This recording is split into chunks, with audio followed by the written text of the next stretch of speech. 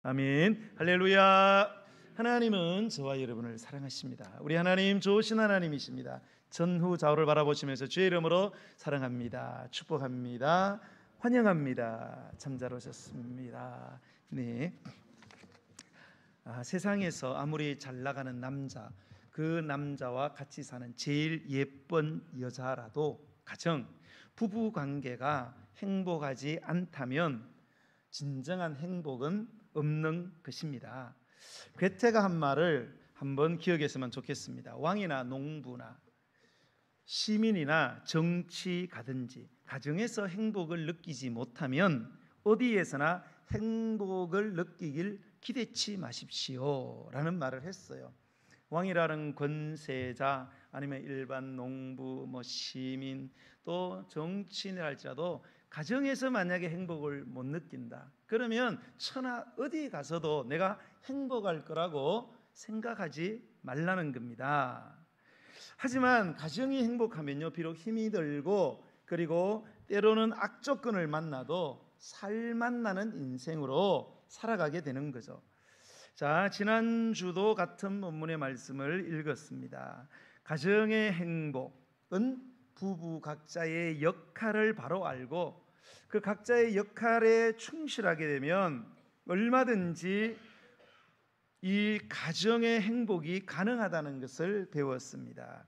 그런데 그 역할을 제시함에 있어서 몇 가지 특이한 점을 짚어봤는데요.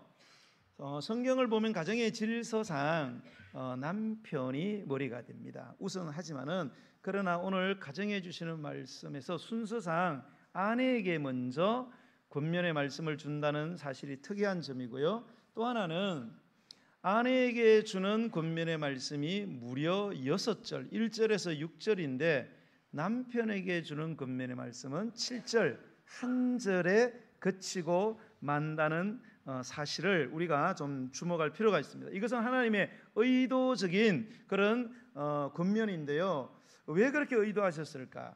아내 되신 분들에게 많은 짐들을 부과시키는 그런 부정적인 어떤 부담감을 주기 위함이 아니고요. 그만큼 하나님께서는 행복한 가정을 이루는 일에 있어서 아내의 존재, 아내의 역할이 거의 결정적이라는 거예요. 거의 구원적이다. 그만큼 하나님께서는 아내를 크게 인정하고 높이 평가하신다는 긍정적 의도의 말씀으로 보시면 되겠습니다.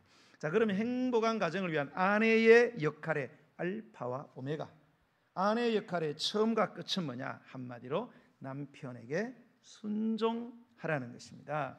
순종하라는 건 굴종도 아니고 하녀 노릇을 하라는 것도 아니고 극도로 최선을 다해서 남편을 높여주고 인정하고 칭찬하고 격려해주라.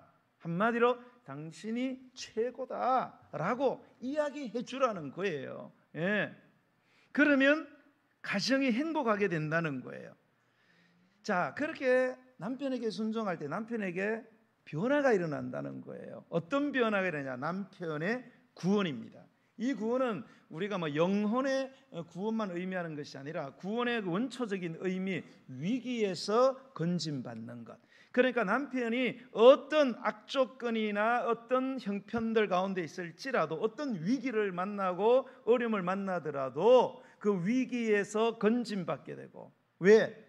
아내에게 당신 최고야 라는 이야기를 듣게 되면 인생의 어떤 어려움을 만나도 다 이겨낸다는 거예요. 그래서 잘 되고 복을 받게 된다는 거죠. 네. 그래서 가정이 행복해진다는 거예요. 자, 그러면 구체적으로 그러면 어떻게 순종할 것이냐? 자, 소극적으로는 부정적인 표현으로는 말로 어떻게 해보려고 하지 말라는 거예요. 남편을 아내가 이 말로 이걸 한번 뜯어 고쳐 보려고, 가정의 행복을 위해서 말로 내가 한번 바꿔보자. 예, 택도 없는 소리라는 거예요. 절대 남자들은 여자가 말로 잔소리해서 한번 내가 당신 고쳐보겠다. 예. 밤을 하얗게 지새워도 다 소용없다는 거예요. 그럼 뭐냐? 행실로 말미암아, 아내의 행실로 말미암아 행실로 순종할 때에 그게 가능하다는 거예요. 남편이 변화되어지고 축복받게 된다는 거예요. 그러면 어떤 행실로 순종해야 되는가? 첫 번째는 하나님을 두려워함으로 정결한 행실을 남편이 보고 남편이 변화가 된다는 거예요. 아내가 하나님을 두려워해서 정결한 행실, 육체적으로 그리고 마음적으로 순결한 사람이 되라는 거예요. 어디를 가든지 하나님이 항상 보고 계신다는, 하나님 두려워하는 그 신앙을 가져가지고 내 옆에 남편이 있든 없든, 사람이 있든 없든 육체적 정신적 순결을 지키는 그 모습을 보면서 남편이 저 여자가 내게 순종하는구나, 나를 높여주는구나, 나를 인정해 주는구나, 이렇게 생각하고 변화되기 시작한다는 거죠. 두 번째는 외모를 좀 아름답게 꾸밀 필요가 있다는 거예요. 오늘 성경에서는 외모로 하지 말고라는 말은 원어적으로 보면 외모만 하지 말고 떡으로만 살 것이 아니요, 떡 먹어야 됩니다. 외모로만 하지 말아라. 외모를 본다는 거예요. 남자들은 하나님은 중심 보시죠. 그러나 사람은 외모 봅니다. 특별히 이 남자들은 이 시각이, 비주얼이 이게 발달을 해가지고 자꾸 이렇게 아름다운 것들, 이런 거를 자꾸 본단 말이에요. 그래서 아내가 좀 꾸밀 줄도 알아야 된다는 거예요. 연애할 때는 이쁜데 결혼 신혼 초까지 봐줄 만해요. 1년 2년 지났는데 도저히 봐주기 힘들어. 그러니까 다른 데로 도는 거예요. 가정의 행복 다 깨집니다. 외모를 꾸밀 필요가 있습니다. 세 번째, 가장 중요한 것은 숨은 사람, 즉 마음을 온유하고 안정한 심령으로 꾸미라는 거예요. 이게 가장 중요한데요. 물론 외모도 중요하지만 외모는 한계가 있거든요. 그래서 아무리 여자가 이쁘고 수천만 원짜리 걸쳐도요, 막 속이 독하고 막 마음이 악하잖아요. 그러면 막 우리 남자들 아시죠? 막 꼴도 보기 싫습니다. 아무리 이뻐도. 그러니까 누구가 누구를 버렸다고요? 중기가 해교를 버린 거예요. 아니, 그러니까 해교가 중기를 버렸나 모르겠어요. 하여튼 간에 이쁘다고 다 해결되는 게 아니에요, 여러분. 이쁘다고 같이 사는 게 아니에요. 마음이 이뻐야 돼요.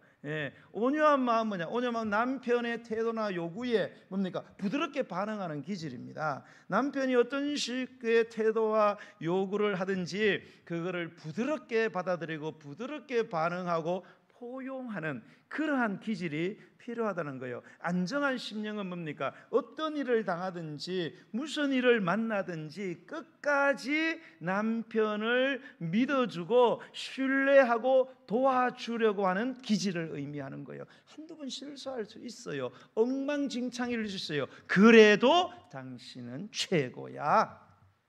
난 당신 믿어. 남편이 뭐예요? 남의 편이라 그랬잖아요. 당신은 남의 편이라도 나는 당신 편이야. 이래야 남자들이 저 여자가 나를 최고로 알아주니 나도 최고로 대접해야 되겠다. 그래서 가정이 행복해진다, 그런 말씀이 되겠습니다. 자, 그러면 아내들의 반응이 뭐냐? 목사님, 그래도 뭔가 좀 잘하는 게 있어야 내가 순종할 게 아니냐 하는 것을 보니까 내가 도저히 순종할 수가 없다. 나도 순종해주고 싶지. 칭찬하고 격려하고 뭔가 좀 높여주고 싶은데 하는 것을 보면 영 너무 마음에 안 든다 그래요. 우리 주님께서 아시고 주시는 말씀이 5절과 6절의 말씀이에요. 자, 5절과 6절의 말씀을 한번 읽어보겠습니다. 시작.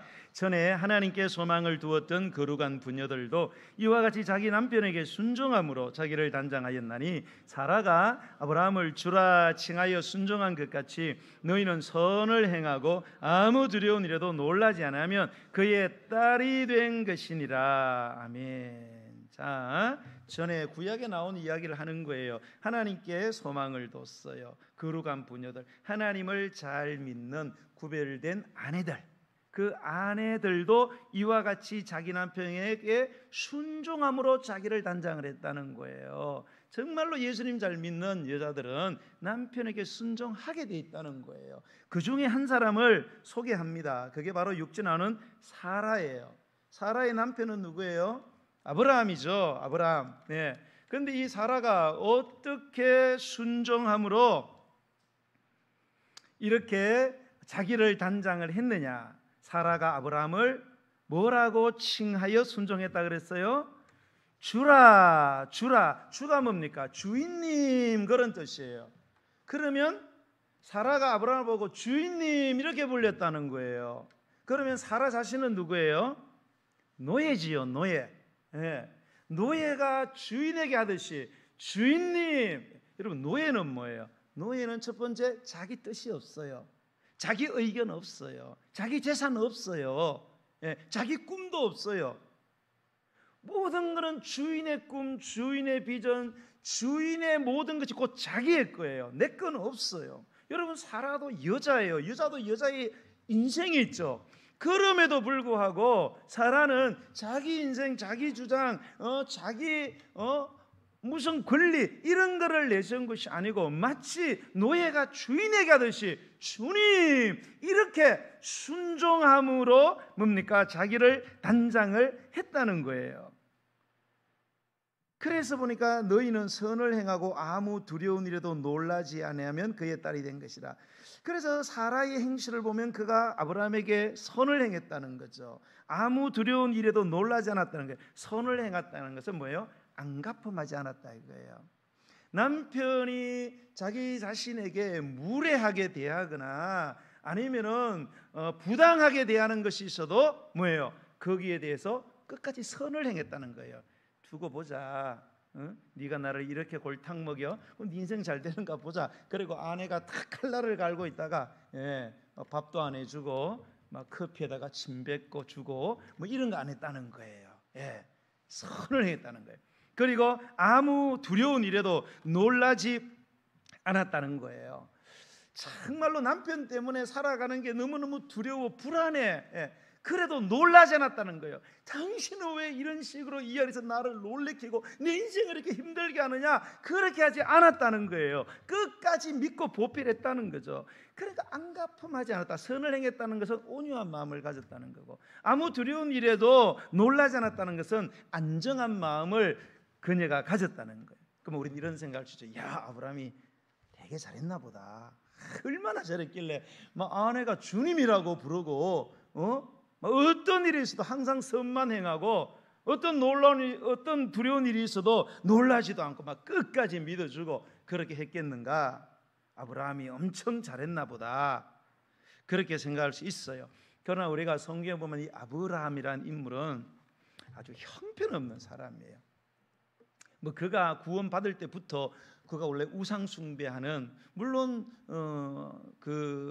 아담의 자손으로서 혈통은 좋았지만 아브라함은 갈대아우르에서 우상을 만들던, 우상 숭배하던 아버지 밑에 있던 그 우상 숭배자였습니다. 그런데 하나님이 전도를 해가지고 믿음의 조상, 축복의 조상으로 만들었어요. 기가 막히지요. 자, 그러면 도대체 사라는 아브라함이 얼마나 잘했길래 주님으로 대접을 했는가? 여러분, 창세기 12장에 보면은 아브라함이 하나님의 약속을 믿고 이 가나안 땅에 옵니다. 가나안 땅에 오니까 한 평도 자기 땅이 없어요. 전부 다 이미 원주민들이 다 장악하고 있어요. 자기 땅을 얻을 수가 없어요. 그런데다가 기근까지 들었어요. 먹고 살 게 없어요. 예수님 믿으니 먹고 사는 것도 힘들어져. 그래서 어디로 갔느냐? 외국으로 이민을 갑니다. 당시 애굽이라고 하는 지금 이집트죠. 그리로 문제가 가는데 거기에 가고 나니까 걱정이 되는 거예요. 왜 그런가 하면 자기 아내가 너무 예쁜 거예요. 그 예쁜 여자 데리고 사는 남자들도 피곤한 거지요. 너무 예뻐. 정말로 예쁜지는 모르겠어요, 사라가. 어쨌든 나이가 꽤 들었는데도 너무 예쁘다고 생각해가지고 아브라함이 걱정이 되는 거예요. 그래서 자기 아내를 데리고 와서 불러다 놓고 이야기를 했어요. 여보 이렇게, 왜? 오늘 내가 중대한 발표를 할 테니까 한번 들어보라고. 뭔데 이렇게? 당신 오늘부터 나를 뭐라고 불러야 돼? 뭐라고 하면 여보라고 불러야지. 여보가 아니야, 오빠 이렇게 불러. 따라해봐. 오빠. 아, 왜 그래요 당신? 오빠라고 불러봐. 장난하지 말라. 아, 왜 그러냐고. 그러니까 당신 너무 이뻐가지고, 당신 남편이 난 줄 알고 나를 죽이고 당신 데리고 가면 당신 때문에 내가 죽는다 이거야. 내가 당신 때문에 죽으면 되겠느냐? 그러니까 당신이 나를 살릴 수 있는 길은 나를 오빠라고 부르는 것이다. 불러봐. 오빠. 이렇게 해서 오빠라고 불렀어요. 완전히 강요해가지고 오빠를. 아니나 다를까 정말로 오빠인 줄 알고 애굽 사람들이 보니까 얼굴도 뽀얗고 이집트 사람들은 얼굴이 새카맣잖아요. 얼굴이 거기 비하면 뽀얀 여자가 이뻐장하게 왔으니까 자기 임금한테 소개를 한 거예요. 그래서 애굽의 바로가 끌고 가가지고 엉뚱한 짓 하려고 하는데 하나님이고만 나타나가지고 역사를 했기 때문에 정말로 큰일 안 당하지. 큰일 날 뻔했어요. 그렇게 모욕을 당하고 누구 때문에? 남편 때문에. 여자로서 정말 견딜 수 없는 수치와 모욕을 당하고 돌아왔어요. 그렇게 가나안 땅으로 돌아오면은 그 다음에 또 성경 보면 뭐가 나온가 하면 그 조카 롯을 데리고 왔잖아요. 조카 롯과 자기의 재산이 따로 돼 있었어요. 그런데 이 초장은 한정이 돼 있고 양떼들은 계속 불어나는 거예요. 그러다 보니까 아브라함의 목자와 롯의 목자가 자꾸 싸우는 거예요. 그 집안 분란이 일어나니까 아브라함이 불러가지고 조카야 안 되겠다. 이렇게 있다가는 우리가 서로 고륙인데 이 철전지 원수가 되겠다. 서로 갈라서자. 그러면서 높은 데 가서 야 멀리를 봐라. 네가 보고 좋은 땅을 먼저 택하면은 그 다음에 내가 택할 거다. 그래가지고 롯이 그때 딱 보니까 막 너무너무 기름지고 아름다운 풍요로운 땅이 있는 거예요. 그게 당시 소돔과 고모라 땅이었습니다. 애굽의 땅처럼 나일강의 그 옥토처럼 아주 좋은 땅이었어요. 그럼 그거를 덥석 물어버린 거예요. 그러니까 남아있는 땅은 뭡니까? 돌짝밭밖에 없어요. 그래서 아브라함은 그 남아있는 땅을 얻은 거예요. 그거를 옆에서 지켜보고 있던 분이 계셨어요. 그분이 누구예요? 사라라는 여자예요. 자, 여러분, 제가요 이렇게 우리가 아들이 7이에요. 우리 집안이. 우리 아들 7이 아주 우애가 좋습니다. 우리 아버님이 막 술 드시고 그러면 뭐 내 아들아 흥겨우라, 뭐 하늘 보고 소리쳐라 이러면서 막 서로 흥겹게 살아라 그래서 우애가 엄청 좋았어요. 뭐 지금도 나쁜 건 아니에요. 근데 밖에 계신 분들이 들어오고 나서는 판도가 조금 좀 변했습니다. 그 왜 변하느냐? 여러 가지 이유들이 있습니다. 그 중에 하나, 우리 가정은 사실 좀 가난해요. 뭐 재산도 많지 않습니다. 그럼에도 불구하고 이 균열이 일어나는 곳에 보면은 이 관계가 빠질 수가 없어요. 이 관계가 걸리면 이상하게 이게 금이 가기 시작하는 거예요. 여러분, 지금 이 아브라함하고 속하고 지금 이 문제가 걸려 있잖아요.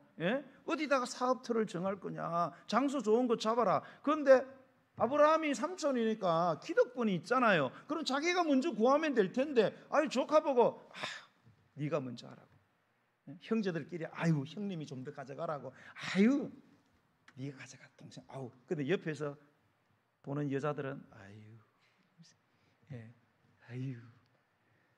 그런 상황. 얼마나 여러분 사라가 속상했겠어요. 또 그 뒤로 가면은 이 아브라함이 나중에 또 흉년을 만나요. 또 흉년을 만나서 이번에는 그랄이라고 하는 블레셋 지방으로 또 이민을 가게 됩니다. 거기 가서도 또 걱정이 되는 거예요. 왜? 여자가 이뻐가지고 또 걱정돼가지고 애굽에서 한번 실수했는데도 또 뭡니까? 불러가지고 여보 내가 다시 한번 당신한테 부탁 하나 하자. 뭔데? 오늘부터 또 오빠라고 불러 그런 거예요. 왜 그러냐 그러니까 오빠라고 불러라고. 안 그러면 내 목이 달아나게 되어 있다고.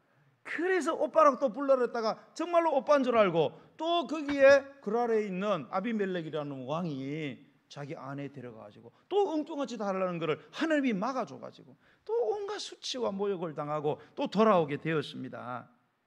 또 뒤로 넘어가 무슨 사건인가 하면 사라가 아기를 못 낳잖아요. 배는 자꾸 쭉쭉 해지는데 아기를 못 낳아. 그 당시는 입양을 해도 자기 친아들로 입적이 되었어요. 문화가.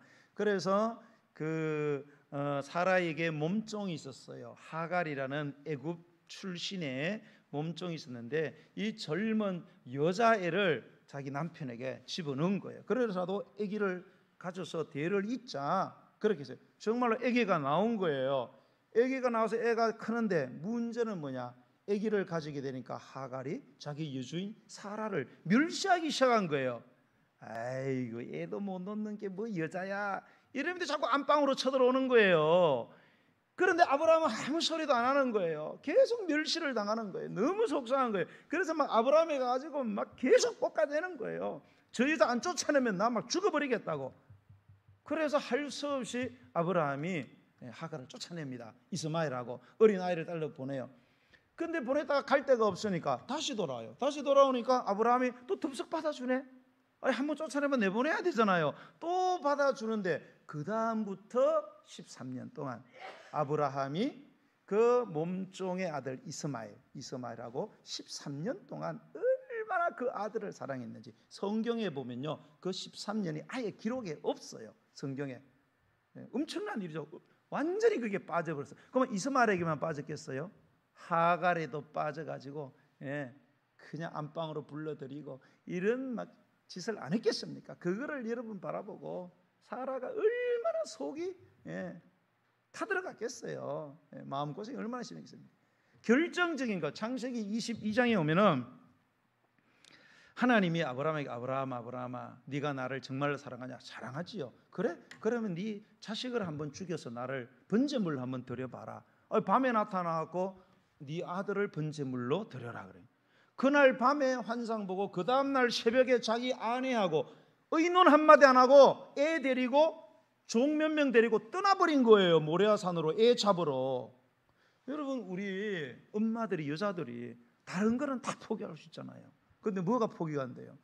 자식은 안 되잖아요. 다른 것들은 좋다 이거예요. 자식 문제는 의논이다 하고 데려가야지. 애를 죽이겠다는데. 그런데 끌고 가. 물론 살아 돌아와서 다행이지만은 여러분, 사라 입장에서는 아브라함이 어떤 남편으로 생각되었겠어요? 한마디로 빵점. 형편없는. 그런데 놀라운 사실은 이 사라가 그런 남편인 아브라함을 바라보고 뭐라 그랬다고요? 당신 최고야. 여자분들은 표정이 험하게 변하시는. 그래도 당신 최고야. 그렇게 했더니 그렇게 형편없던 남편 아브라함이 최고의 남편, 믿음의 조상, 축복의 조상이 되었다. 할렐루야.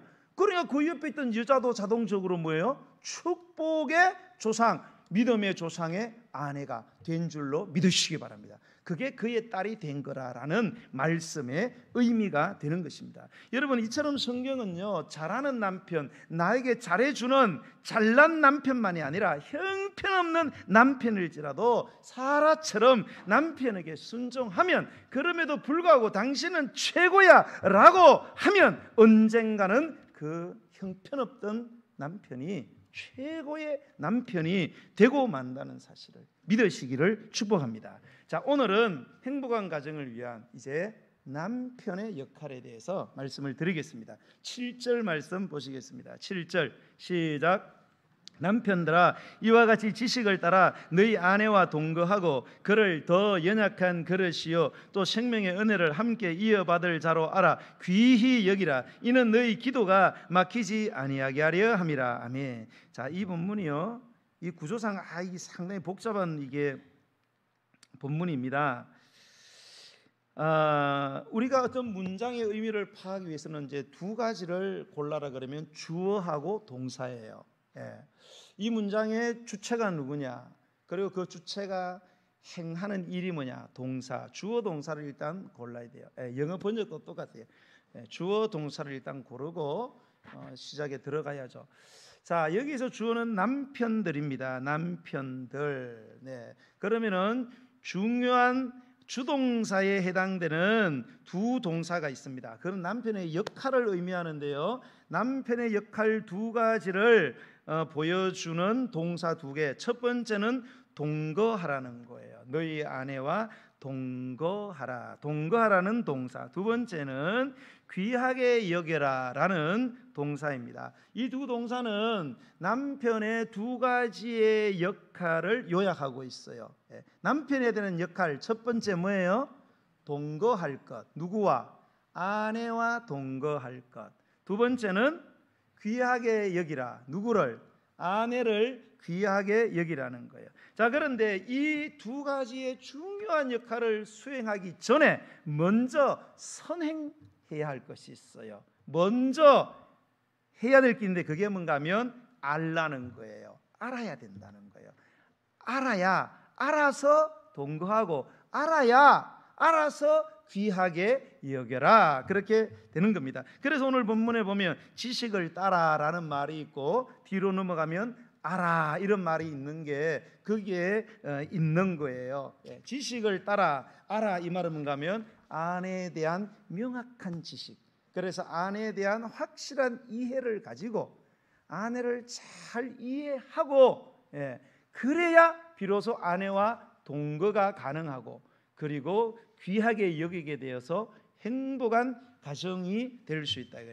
자, 그러면 뭘 알아야 되는가? 이번에는 두 가지를 알아야 됩니다. 아내에 대해서. 첫 번째, 아내는 더 연약한 그릇이다라는 사실 첫 번째. 두 번째는 뭐예요? 생명의 은혜를 함께 이어받을 자로 알아야 된다. 이 두 가지를 남편은 꼭 알아야 돼요. 여자는 더 연약한 그릇이다.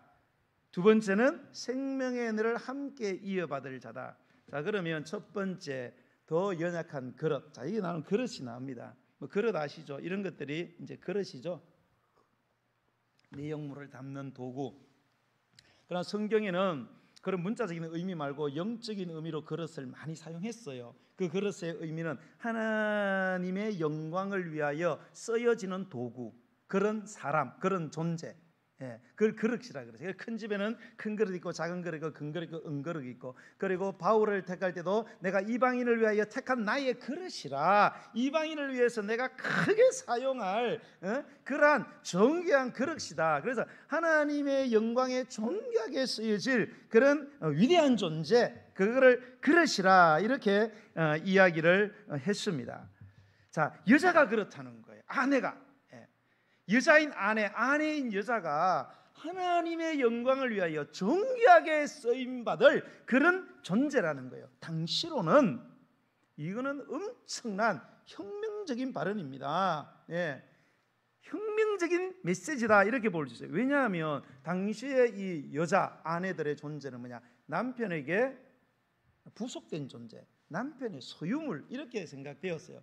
뭐 남편이 뒷바라지하고 뭐 가정일, 이런저런 일, 그렇게 집안일 감당하는 그러면 하녀의 개념, 아니면 성적 쾌락의 도구, 자손 번식하는 도구, 이런 구조 속에 있던 여자들, 아내들은 그런 존재가 아니라는 거예요. 그렇게 하찮은 존재가 아니라는 거예요. 하나님이 사용하시는 위대한 그런 도구다, 그런 존재다. 세상 말로 남편의 행포 속에서 죽지 못해 살아가는, 이거 팔짱가보다 체념하고 살아가는 그런 존재가 아니라 네 아내가 누구냐? 바로 하나님의 영광을 위하여 쓰임받는 그런 존재다. 이 사실을 알아야 된다. 믿습니까? 남편 된 여러분, 여러분의 아내가 하찮은 존재가 아니라는 거예요. 엄청나게 하나님께서 놀랍게 주님 앞에 영광 올려드릴 위대한 존재, 그게 뭐냐? 바로 아내다, 여자다, 그런 뜻이 되겠습니다. 그런데 이 아내가, 그릇인 아내가 너무 연약하다는 거예요. 더 연약하다, 이거는 너무 연약하다. 신체적으로 연약한, 정서적으로 연약한, 사회적으로도, 그리고 뭡니까? 경제적인 이런 모든 측면에서 여자인 아내인 여자는 너무 연약하다, 불리하다는 거예요. 스스로를 방어하기에는 힘이 절대적으로 부족하고 전무하다는 거예요. 여자가 이런 양면성을 갖고 있다는 거예요. 굉장히 존귀한데 굉장히 연약한, 모든 처지와 상황이 너무 불리하다는 거예요. 스스로 방어하기 힘든 그런 어떤 상황에 처해 있다는 거예요. 그러기 때문에 이 사실을 알고 아내와 동거하라는 거예요. 동거하라는 거는 뭐예요? 늘 함께 해주라는 거예요. 혼자 두지 말라는 거예요. 여자를 외롭게 하지 말라는 거예요. 여러분, 사랑하는 남녀나 부부는 너무 오랫동안 헤어져 있으면 안 됩니다. 여러분, 우리가 이렇게 막 연예인들도 보면은 막 열애 소식이 나다가 몇 달 뒤에 막 이렇게 헤어지는, 결별했다, 또 몇 년 잘 살다 결별했다, 뭐 성격 차다, 뭐 이런 것도 있지만, 사실 가만히 들어보면 물론 성격 차일 수 있는데 너무 바빠. 남자는 너무 바빠. 여자는 바빠. 하나는 촬영을 부산에서 해, 하나는 맨날 일산에서 해. 그러니까 만날 수 있어요, 없어요? 못 만나잖아요. 일은 힘들지, 위로는 필요한데 그놈도 없고 그년도 없어. 그게 너무 힘든 거야. 그러니까 일주일, 한 달, 1년 참다가 도저히 안 되는 거예요. 그러니까 서로 바람 난다든지 아니면은 접어버리는 거예요. 네. 특히 여러분 여자는 분위기에 약하잖아요. 그렇기 때문에 너무 오랫동안 혼자 두면 안 된다는 거예요. 그러면 내가 사랑하고 사랑하고 내가 믿는 아내라고 할지라도 정서적으로 유혹에 빠질 수 있고요, 신체적으로 방탕할 수 있고요, 사회적 경제적으로 고립될 수 있어요. 어떤 처지에 빠질지 모른다는 거예요. 그래서 이 부부의 위기, 사랑하는 남녀의 위기는 언제 시작되느냐? 혼자 있을 때. 혼자 있는 시간이 자꾸 길어진다. 그러면 위기가 올 수밖에 없다는 사실을 반드시 알아야 된다는 거예요. 여러분, 에덴 동산의 비극을 아시나요? 에덴 동산이 완벽한 곳은 아니지만 만족스러운 곳이었어요. 사탄이 뚫고 들어온 거 보면 완벽한 곳은 아니었어요. 그러나 정말로 모든 게 풍성한 아주 만족스러운 그런 곳이었는데 거기에서 범죄의 역사가 일어났습니다. 범죄의 중심에 누가 있습니까? 아담이 아니고 하와가 있었다는 거예요. 하와가. 왜 하와가 무너졌을까? 여러분, 하와가 선악과 곁에 갔을 때 아담이 따라갔어요? 안 따라갔어요? 이재영 집사님 봤어요? 성경 보니까 안 따라간 게 틀림없어요. 왜 집 마누라를 혼자 가게 두냐 이거예요. 그 한두 번 갔겠어요? 첫 번째 가서 대번에 유혹받았겠어요? 수없이 갔을 거예요. 가면 안 되는데, 가면 안 돼. 우리 남편이 말해 가면 안 된다 그랬는데 가다가 계속 가는데 이 인간이 안 따라오니까 계속 가다가 결국은 걸려드는 거 아니에요. 손잡고 같이 가든지. 같이 갔더라면 사탄이 나타나서 꼬덕이더라도 어디 이럴 텐데 뭐 막아줄 사람이 있어야지. 그러니까 막 조금씩 막 갉아먹기 시작하잖아요. 사탄이. 뭐 먹어볼래? 뭐 다 먹으라 그랬나? 다 먹지 말라 그랬나? 막 여러 말을 돌려가지고 하니까 여자가 이게 정서적으로 유혹에 빠지는 부분도 있잖아요. 그러면 홀딱 넘어가가지고 그래서 큰 범죄가 일어난 것은 둘이 그냥 손잡고 다녔으면 됐는데 각자 따로 놀기 시작하다가 걸려든 거 아니에요. 사탄의 표적이 돼가지고. 그래서 완전히 파탄이 난 것입니다, 여러분. 그러므로 여러분, 부부가 따로따로 노는 거 이거 굉장히 위험한 거예요. 이거 부부 생활의 암덩어리입니다. 암덩어리. 여러분, 암에 걸려보세요. 어떻게 돼요? 막 정신 나가지요. 여러분, 암 걸렸다 그랬을 때 반응이 뭐예요? 멘붕 되는 거 아닙니까, 여러분? 부부 관계도 남편 아내가 떨어지잖아요. 이게 자꾸 길어진다. 그럼 위험한 거예요. 주말 부부 여기 계시는 주말 부부 중간에 한 번씩 갑자기 가보고 그러세요. 분명히 말씀드립니다. 나는 믿을 걸 믿으세요. 주말 부부 중간에 갑자기 한 번씩 덮치란 말입니다. 갖고 하고 있나? 그릇은 제대로 돼 있나? 물건들이 내가 둔 대로 그대로 있나? 딱 보고 어떤 인간이 왔다 갔나 확인을 하라고요. 가서 해야 됩니다. 긴장감을 줘야 돼요. 딱 일주일 동안 내 자유다. 그러면 무슨 일이 벌어질지 몰라요. 제가 필리핀 세부에 우리 선교사님 있을 때 가봤잖아요. 필리핀 세부가 교육도시 아닙니까? 수많은 아줌마들이 자기 자녀들 공부 가르친다고 그 조그만한 룸에서 자식들하고 1년이고 2년 3년이고 거기서 그냥 남편이 보내주는 돈 받아가지고 열심히 자식만 기르느냐? 천만에요, 여러분. 엉뚱한 짓들을 어마어마하게 합니다. 왜요? 외롭거든요, 여자가. 갑자기 그냥 한번 쉐브로 날아가고 그래야 되는데 이게 죽으라고 일만 돈만 벌고 그러다가 나중에 이제 후회를 하는 거죠. 여러분, 건강한 부부는 운동할 때나 여행할 때나 늘 함께하는 부부인 줄로 믿으시기 바랍니다. 여러분, 성경에 보면 예쁜 자 데리고 살면서 고생한 사람들이 여러 명이 있어요. 그 중에 제일 불쌍하고 안타까운 남자가 하나 있습니다. 어쩌면 좋노? 우리아입니다. 우리아라는 사람은요 원래 유대인이 아니어서 헷 사람이에요. 이방인인데 다윗이라는 사람 만나가지고 저 사람이면 내 인생을 한번 다 바쳐서 충성해 보고 싶다. 같은 남자지만 정말 내가 충성해 보고 싶은 그런 사람. 그래서 개종까지 했어요. 개종이 아니고 개종 아니고 귀화까지 했어요. 귀화. 나라도 바꿨어요. 당연히 개종했겠죠. 그렇게 그 33인의 특수부대 가운데 들 정도로 목숨 내놓고 다윗을 위해서 충성을 맹세했던 우리아가 누구한테 발등 찍혔어요? 다윗에게 발등 찍혔다는 거 아니에요. 어떻게? 마누라 뺏겼죠. 자기도 죽지요. 누구한테? 다윗에게. 그렇게 충성을 맹세했던 그 대상한테서 아내 뺏기고 자기 목숨 날아가고. 예. 그런 억울. 그런 여러분 왜 우리에게 그런 불행이 왔을까요? 뭐 많은 영적 뭐 여러 환경적인 이유가 있겠죠. 그런데 그 중에 하나가 뭐냐? 이 우리아가 잘못한 게 하나 있단 말이에요.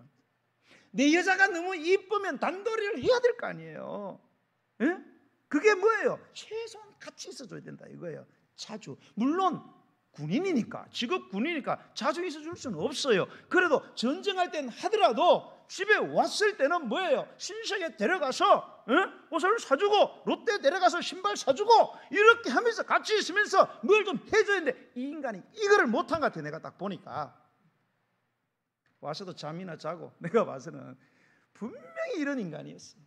그러니까 여자가 외로운 거예요. 외로운 거예요. 전쟁 보내놓고 너무 외로운 거예요. 이 여자가. 어떻게 아느냐? 쭉 보니까 아는 거죠. 여러분 이 여자가 바세바라는 여자잖아요. 이 여자에 걸려든 사람이 다윗이잖아요. 근데 가만히 읽어보면 내가 보면 다윗이 걸려들은 것 같아요. 내가 봐서는. 왜 그런가 하면 이렇게 이쁜 여자가 목욕을 해요. 목욕을 하려면 여자가 이렇게 이쁜 여자가 목욕하려면 일단 자 집 안에서 해야 돼요. 집 밖에서 해야 돼요. 집 안에서 해야 되죠, 그죠? 근데 이 여자는 집 밖에서 목욕을 하네. 자, 그러면 밤에 해야 돼요. 그 집 밖에서 한다 그러면 밤에 해야 돼요, 낮에 해야 돼요?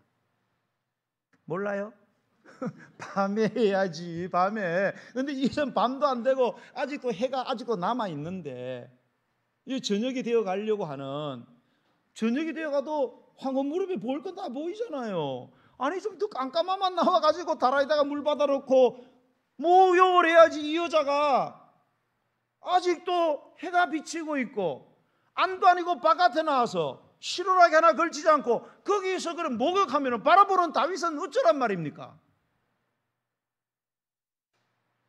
그러니까 다윗이구만. 권력을 가지고 끌어들여라. 다윗도 물론 뭐 어마어마하게 잘못했죠. 그러나 우리아가 왜 죽었겠어요? 그런 식으로 아내 돌리다가 너도 죽는다. 그래서 여러분 중간에 우리아를 데리고 오잖아요. 다윗이 바세바하고 범죄해서 아기가 가졌잖아요. 전쟁은 계속 길어지고. 그래서 이거를 숨기려고 이거 내 애기 아니고 우리아 애라고 만들고 싶어서 그래서 우리아 불러가고 합방시키려고 보냈는데 우리아가 집에 들어가요 안 들어가요? 성경 좀 읽어봐요. 안 들어가요. 그 다음 날은 술을 잔뜩 먹여가지고 합방시키네. 들어가요 안 들어가요? 안 들어가요. 이건 남편 빵점이에요. 왜 안 들어가라는데 휴가까지 줘가지고. 그랬으면은 자기라도 안 죽지. 그만큼 무심하다. 내 여자를 그냥 너무 외롭게 그렇게 놔두니까 결국은 사달이 나고 많은 것은 당연지사가 아니겠습니까? 그러므로 여러분 서양 속담 이런 게 있어요. 눈에서 멀어지면 마음에서도 멀어진다. 한국 속담은 더 충격적이에요. 여자와 거럭선 밖으로 내돌리면 깨어진다 이런 말이 있어요. 여러분 이게 그냥 생긴 말이 아니에요. 남자들이여 정신 차릴지어다. 여러분 이 격언들이요 하나님의 지혜가 있어요. 그렇다고 여자는 자꾸 돌리면은 외롭게 두면은요 깨지게 돼 있다니까요. 단도리를 해야지. 그러면 남편과 아내는 동거해야 합니다. 싸움을 해도 한 방 쓰세요. 아무리 크게 싸우고 설사 치고 받아도 잠은 뭡니까? 한 침대에서 함께 자요. 이게 안 되는 것 같아요. 자, 이렇게 분방하시는 분들 좀 있죠. 회개가 많이 되죠 지금. 네, 알아요 대충 누군지. 말은 안 해도 나이가 이래 들면 알아요. 네, 우리 여자분들 있잖아요. 특히 분방을 시작하는 어느 시기가 됐어요. 분방하는 그날 기분이 어때요? 절대 분방했으면 안 된다. 손 들어보세요. 예. 할렐루야. 손 들어보세요. 우리 여러분들 분방하니까 너무 편하고 좋다는 거예요. 예. 버릇들이지 마세요. 이거 자꾸. 그래 들이다가 내 남편이 옆에서 심장마비로 죽어도 모르고 떠나보내는 거예요. 난 그런 사람 여러 명 봤습니다. 예. 분방하니까 너무 편하다는 거예요. 그래요. 막 지금부터 분방이다. 막 할렐루야 선포하고 살다가 멀쩡한 남편이 옆에서 그렇게 건강하던 사람이 심장마비 걸리는데 옆에서 누가 깨워주고 막 이럴 때 해갖고 빨리 뭐 데려갔다 놓으면 살았을 건데 그러면 죽어버리는 거예요. 여러분, 분방은 암입니다. 현명하고 지혜로운 그리고 훌륭한 남편은 아내를 결코 혼자 내버려둬서는 안 됩니다. 그걸 알아야 돼요. 그래서 이사는 내 아내는 더 연약한 그릇이구나. 두 번째 뭘 알아야 되느냐? 생명의 은혜를 함께 이어받을 자로 알아야 돼요.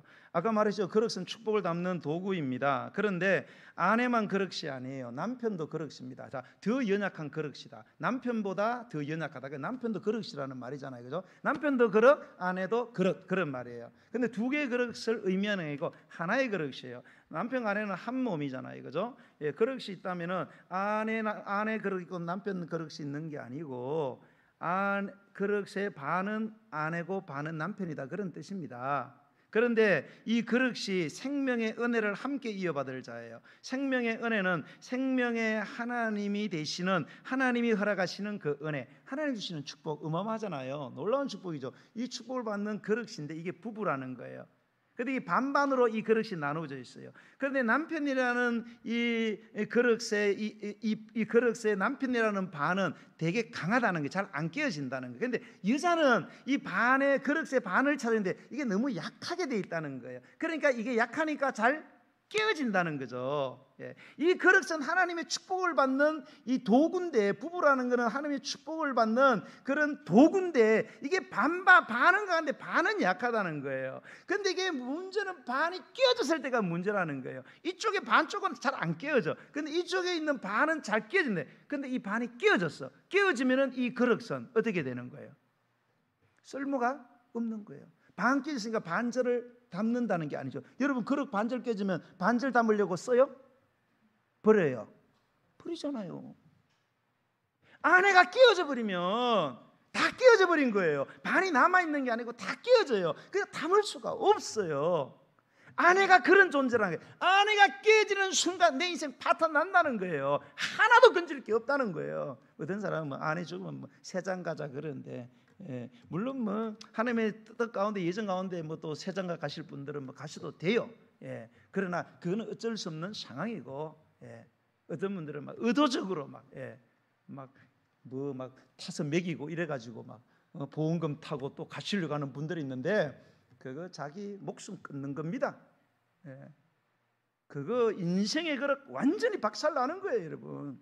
예, 그 이야기 지금 하고 있는 겁니다.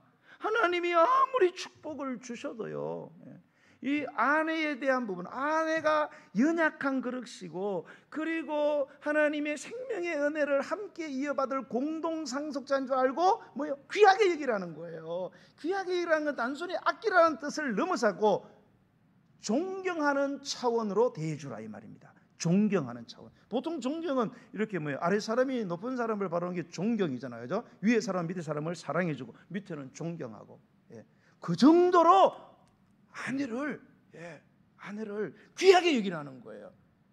그래야만 하나님의 축복이 가정으로 흘러들어와서 그 흘러들어온 가정이 자녀들에게 흘러간다는 거예요. 안 그러면 완전 쪽박 찬다는 거예요. 잊혀져가는 재미있는 이야기 여러분 기억하시는지 모르겠어요. 둘이가 열렬히 사랑해서 결혼했어요. 신혼 초에 아내가 집에서 여보 나 너무 아파 전화하니까 어디 아파? 내가 지금 당장 갈게. 택시 타고 아니면 자가용 타고 슝 와지고 병원에 데려가 줍니다. 1년이 지났어요. 여보 나 너무 아파 전화했어요. 여보 지난번에 갔던 병원 어딘지 알지? 택시 타고 가. 그런다는 거예요. 2년 뒤에 아프다고 전화했어요. 집에 약 있지? 그 약 먹고 푹 자. 그러면 좀 나아질 거야. 5년이 지난 후에 아파서 전화했어요. 당신은 도대체 집에서 뭘 하느라고 맨날 아프기만 해. 체질이 시원찮구만. 그런다는 거예요. 10년이 됐어요. 아내가 아파도 남편에게 전화도 안 한대요. 왜? 전화해봤자 그 인간 분명히 잔소리하고 오지도 않을 거. 아이고 차라리 그냥 집에서 내 혼자 아프자. 그래 끙끙 앓고 있다는 거예요. 끙끙 앓는데 남편 저녁에 들어와서 하는 말, 아무리 몸이 아파도 그렇지 집안이 이게 무슨 시궁창도 아니고 정리도 안 하고 있냐고. 그러면서 핀잔 주고 밥 먹으러 지 혼자 나간다는 겁니다. 이거 뭐 간이 배 밖으로 나온 남자, 이건 스스로 자기 인생을 완전히 초토화시키는 거예요. 그 말씀이 7절 말씀 하반절에 나와요. 7절에 보면 이는, 알아 귀히 여기라. 이는 왜냐하면, 읽어보겠어요. 시작. 이는 너희 기도가 막히지 아니하게 하려 함이라. 자, 이런 남자 혼자 밥 먹으러 나가고 자기 아내 우습게 알고 밥이야 먹든지 말든지 맨날 아프니까 그냥 아이고 뭐 죽지도 않아 뭐 이런 사람 있더라고요. 예. 근데 오늘 보니까 그런 사람 뭐예요? 그렇게 하지 말고 귀히 여기라는 거예요. 왜요? 너희 기도가 막히지 않아요. 그렇게 하면 어떻게 된다는 거예요? 너희 기도가 막힌다는 거예요. 표현이 기가 막히잖아요. 너희 기도 뭐예요? 하나님께 드리는 기도, 숨통. 여러분 숨통 막히면 어떻게 돼요? 죽어요. 목절라면 왜 죽어요? 기도가 막혀서 죽는 거예요. 예? 숨을 못 쉬잖아요. 영혼의 숨이 뭐예요? 기도잖아요. 기도가 막혀 어떻게 돼요? 죽어요. 죽어. 내 영혼이 죽는단 말입니다. 영이 죽으면 몸은 다 날아가는 거예요. 아내와 동거하고 아내에 대한 지식을 가지고 아내와 동거하고 아내를 귀하게 여기지 않으면 기도가 막힌다 이 말입니다. 예. 하나님과 소통이 안 되니까 육체의 기도가 막히면 죽는 것처럼 영이 죽는다. 영의 숨통이 막히니까 영이 잘 안 되니까 당연히 범사가 잘 안 되겠죠. 범사가 안 되니까 육신이 잘 될 리가 없다 이 말입니다. 여러분, 그만큼 가정의 행복을 위한 남편의 역할이 막중하다는 거예요. 그러므로 남편은 아내를 결코 외롭게 해서는 안 된다는 거예요. 그리고 왕후처럼 극도로 귀하게 여기는 그런 남편이 되어주면 여우 같은 아내의 얼굴이 환해지고 토끼 같은 자식들이 행복해지더라는 거죠. 할렐루야. 오늘 저는 여러분에게 한 가지 제안을 드리고 말씀을 마무리하려고 합니다. 이렇게 우리가 가정의 달에 이제 부부에 대한 이야기를 이렇게 했는데 우리 부부 되시는 분들은 하루에 한 2분 동안 서로를 위해서 기도를 했으면 좋겠어요. 예. 자, 1분은 뭐를 기도하냐? 오늘 주신 말씀을 아내분들 같은 경우 남편이 계신 분들은 하나님, 내가 내 남편이 비록 아브라함 같이 형편없을지라도 당신은 최고야. 이렇게 할 수 있는 마음을 주시옵소서. 순종할 수 있게 해달라고 기도하시고, 우리 남편들은 뭐예요? 내 아내가 이렇게 연약한 존재였구나. 그러나 하나님이 위대하게 사용하시는, 내 아내가 깨어지면 내 인생 완전히 산산조각 나는구나. 하나님 꼭 혼자 두지 말게 하시고 귀하게 여길 수도 해주세요. 요거 1분 기도하시고, 그 다음에 나머지 1분은 뭐냐? 서로의 단점을 생각해서 원망 불평하지 말고요. 우리 늘 그러잖아요. 하나님, 내가 어쩌다가 수많은 남자가 가는데 저런 인간을 만나가지고 내 인생이 꼬일 대로 다 꼬였다고. 바꿨으면 좋겠는데 죽지도 않고 저 인간은 막 또 아내들은 남편들은 어쩌다 내가 저런 여자를 만나가지고 내 인생이 이렇게 고달프냐고. 죽지도 않고 저 여자는 말이야. 그런 기도 말고 단점을 자꾸 생각하지 말고 장점을 생각해요. 장점을 생각해가지고 하나님, 저 장점을 가진 남편을 주시고 아내를 주셔서 너무너무 감사합니다. 축복합니다. 저 장점 살려서 더 훌륭한 사람 되게 해달라고 그렇게 기도했으면 좋겠어요. 1분은 말씀 두고 기도하고, 1분은 뭐예요? 단점 가지고 자꾸 불평하지 말고 장점 가지고 감사하고 축복하는 기도를 해가지고 하나님, 연애할 때보다 신혼 초보다 우리의 사랑이 더 열렬할 수 있도록 해달라고 그렇게 기도했으면 좋겠습니다. 여러분, 이 부분은요, 제가 36년 저도 살아봤거든요. 21살에 결혼해서 36년 내가 살아봤어요. 근데 부부는 정말로 사랑으로 사는 게, 정으로 사는 게 맞는 것 같아요. 신혼 초 때 막 그런 막 생생한 거 막 지금도 그렇게 살아간다고 막 말씀하시는 분들, 막 구라치는 분들 계신데 본인은 구라 아니라 그래요. 자기 감정에 자기가 속아서 그래요. 그거 다 구라입니다.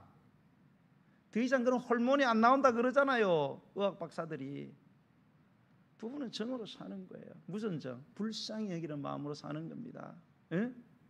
그냥 자는 거 이렇게 보면서 내가 어쩌다가 저 인간을 만났나, 그렇게 하지 말고 어쩌다가 내 남편은 나 같은 여자 만나가지고 좋은 여자 만났더라면 왕처럼 대접받고 살 낀데, 그러면서 기도해주고 어쩌다가 저 여자는 나 같은 남자를 만나고 여왕 대왕 여왕 대접 받으면서 살 수 있는 여자인데 마치 못난 남자 만나가지고 어쩌든지 잘해야 주겠다.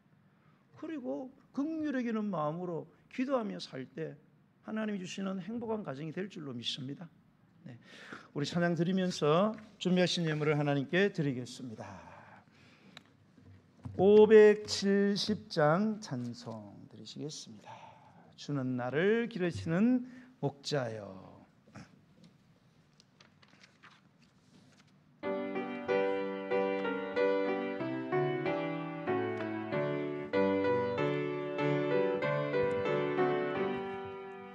주는 나를 기르시는 목자요, 나는 주님의 어린 양. 푸른 풀밭 맑은 시냇물가로 나를 인도하여 주신다. 주는 나의 좋은 목자, 나는 그의 어린 양. 저를 따라 꼴을 먹여주시니 내게 부족함 전혀 없소라.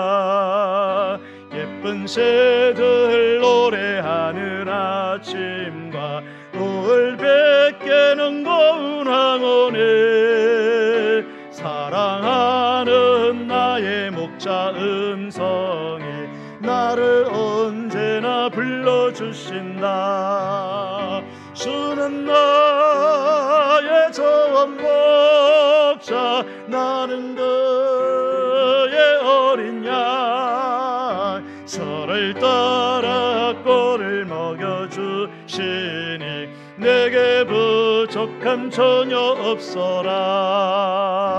못된 짐승 나를 해치 못하고 거친 배바람 상체 못하리. 나의 주님 강한 손을 펼치사 나를 주야로 지켜주신다. 아멘. 주는 나의 좋은 목자, 나는 그의 어린 양. 저를 따라 꼴을 먹여주시니 내게 부족함 주는 나의 좋은 목자. 주는 나의 좋은 목자, 나는 그의 어린 양. 저를 따라 꼴을 먹여주시니 내게 부족함 전혀 없어라. 주는 나의 좋은 목자, 나는 그의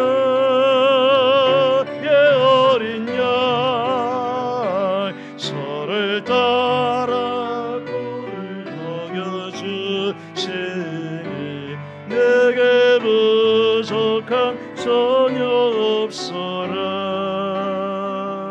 오늘 이 시간을 기도하기 원합니다. 하나님, 우리의 가정이 주님이 원래 계획하셨던 그런 행복한 가정이 되기를 원합니다. 우리가 살아가는 삶은 행복할 수 없는 삶이지만 그럼에도 불구하고 모든 행복의 회복이 우리 가정 안에서 일어나기를 원합니다. 가정을 우리에게 주시고 우리를 창조하신 하나님의 말씀, 남편에게 순종하라는 말씀, 아내를 동거하고 귀하게 여기라는 말씀을 따라서 하나님 살아가게 해주옵소서. 세상은 그렇게 말하지 않을지라도 우리는 하나님의 말씀에 순종해서 우리의 가정이 날마다 회복되어지기 원하고 우리의 자녀들이 그 안에서 아름답게 성장하기를 원합니다. 주님의 영원한 복을 천대만대 받아 누기를 원합니다. 하나님 아버지, 말씀대로 순종하며 살아게 달라고 우리 주의 이름 부르고 기도하겠습니다. 주여, 할렐루야. 주님의 이름으로 간절히 기도합니다.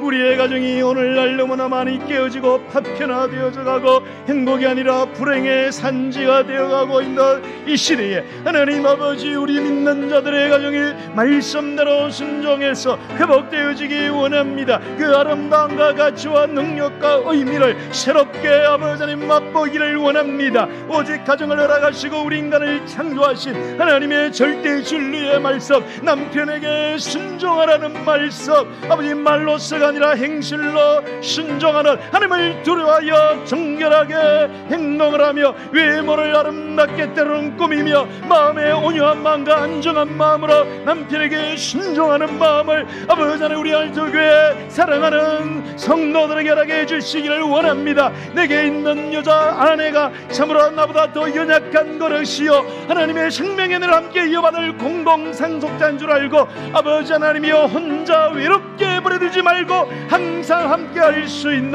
아버지 하나님이여, 또한 아버지 하나님이여 연약한 그릇심으로 깨어질 수 있다는 그 사실을 깨닫고 귀하고 또 귀하게 여기고 아버지여 돌아보고 책임져주는 그러한 모습이 있게 해줘서 우리의 가정이 날마다 그리스도 안에서 말씀 안에서 아름다운 회복이 일어나게 하여 저 불행이 떠나고 아픔이 떠나고 분쟁이 떠나고 갈등과 슬픔이 떠나가게 하여 주옵소서. 그래서 우리의 자녀들이 그런 아버지 하나님이여 찬란한 가정 속에서 아름다운 미래를 꿈꾸며 주여 살아갈 수 있도록 우리의 가정을 주여 회복시켜 주옵소서. 깨어진 가정이 있다고 할지라도 아버지 하나님의 말씀을 따라 다시 한번 순종함으로 살아낼 수 있는 은혜를 베풀어 주시옵소서. 함께하여 주옵소서. 오늘 이 시간 기도할 때 하나님, 지금까지 가정생활하면서 늘 감사하고 서로를 축복하며 살아야 되는데 이런저런 단점들만 바라보고 아버지 원망하고 불평하고 그렇게 살아왔던 우리의 잘못을 용서해 주시옵소서. 이제는 정말로 사라와 같이 아브라함을 주라 부를 수 있는, 때로는 내 남편이 너무 형편없고 때로는 내 마음에 차지 않는다 할지라도 말씀에 순종해서 그렇게 살아갈 수 있게 하시고, 하나님, 내가 내 아내를 지금까지 너무나 외롭게 하고 귀하게 여기지 못했던 것들을 하나님 용서해 주시옵소서. 이제는 정말로 내 사랑하는 아내를 하나님의 말씀대로 잘 품을 수 있도록, 책임질 수 있도록 하나님 도와주시옵소서. 오늘 이 시간 우리 배우자, 나의 배우자에게 주신 장점들을 생각하면서 하나님 이 장점을 통해서 내 배우자를 축복해 달라고 우리 주의 이름 부르고 다시 한번 기도하겠습니다. 주여, 할렐루야. 아버지 하나님 감사합니다. 우리에게 돕는 배필을 허락하여 주시고 사랑하는 아버지 하나님 배우자들을 허락해 주신 것을 감사합니다. 우리에게 아내로, 우리에게 남편으로, 때로는 우리가 아내로 남편으로 그 자리를 있게 하신 하나님 아버지, 하나님 아버지, 우리의 배우자들을 향하여 늘 단점만 바라보고 내 자신의 유익을 위하여 아버지 하나님이여 장점들을 요구했지만은 이제는 하나님의 말씀을 듣고 깨닫고 순종하며 이제는 단점을 바라보는 것이 아니라 장점을 바라보면서 그 장점에 감사하고 그 장점으로 아버지 하나님이여 배우자를 축복하며 그렇게 살아갈 수 있는 주님의 마음을 허락해 주시기 원합니다. 그래서 이 깨어져가고 이 파편에 들어가는 아버지 가정의 위기를 바라보면서 이 땅의 가정을 회복시킬 수 있는 가정으로 회복되어질 수 있도록 주여 역사하여 주시옵소서. 그래서 다시 한번 우리의 가정이 주님의 계획 안에서 아름다움과 아버지 하나님이 주시는 축복을 회복할 수 있도록, 주님의 축복의 기업을 받아낼 수 있도록, 그래서 우리의 자녀들이 더불어 축복을 받을 수 있도록 주여 역사하여 주시옵소서. 한 가지 더 기도할 때 하나님, 우리의 많은 질병들이 우리의 가정의 어려움과 불화에서 시작된 것을 고백합니다. 하나님 아버지, 때로는 사고를 당하고 여러 가지 예기치 못했던 질병들이 내 몸 안에서, 내 삶에서 발병되는 것은 가정에서 안정감을 갖지 못하고 가정에서 불화하고 갈등이 있기 때문에 아버지, 내 몸 안에서 몸 밖에서 일어나는 이 수많은 고통들이 있었습니다. 특별히 질병으로부터 아버지 하나님이여, 내 육체적 가운부터 우리를 구원해 주시고 우리의 가정의 행복을 통하여 내 안에 역사하는 모든 병균의 세력, 질고의 세력들이 떠나가게 하시고 예수 이름의 권세 앞에서 아버지여, 사악한 세균들이, 병균들이 떠나가 건강을 회복할 수 있도록 주여 역사해 달라고 주의 이름 부르고 기도하겠습니다. 주여 할렐루야. 심령의 즐거움은 우리의